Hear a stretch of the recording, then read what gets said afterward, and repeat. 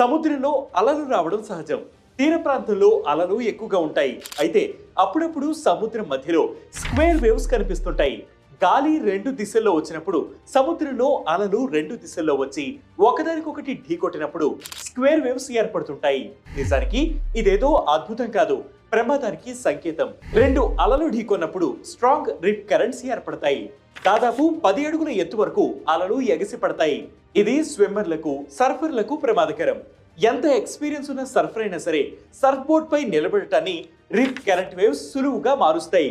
రెండు waves cross అయినప్పుడు నావికులకు కూడా బోట్ ను నావిగేట్ చేయడం కష్టంగా మారుతుంది. సముద్రంలో ప్రయాణించేటప్పుడు ఎక్కడైనా స్క్వేర్ వేవ్స్ కనిపిస్తే దానిని ప్రమాదంగా గుర్తించాలి. ఇదేదో బాగుంది కదా అని ఆ వైపుగా వెళితే అవి మనిషిని నీటిలోకి లాగేస్తాయి. ఈ స్క్వేర్ వేవ్స్ ప్రాణాలకే ప్రమాదకరం కావచ్చు. సర్ఫింగ్ చేసేటప్పుడు మీకు ఎక్కడైనా స్క్వేర్ వేవ్స్ కనిపిస్తే వెంటనే బీచ్ నుండి బయటికి వచ్చేయాలని నిపుణులు తెలిపారు. సర్ఫర్లు సర్ఫింగ్ కు వెళ్లే ముందు స్థానిక వాతావరణ పరిస్థితులని తెలుసుకోవడం మంచిది. సర్ఫింగ్ కు వెళ్ళాక కూడా దూరం నుంచే అలలు ఎలా ఉన్నాయో గుర్తించాలి.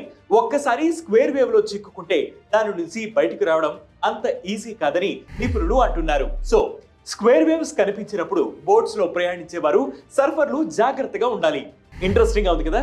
ఇలాంటి ఇంట్రెస్టింగ్ అప్డేట్స్ ఎప్పటికప్పుడు తెలుసుకునేందుకు వెంటనే వేటి న్యూస్ యాప్ ని డౌన్లోడ్ చేసుకోండి. వేటి న్యూస్ తెలుగు యూట్యూబ్ ఛానల్ ని సబ్స్క్రైబ్ చేయండి.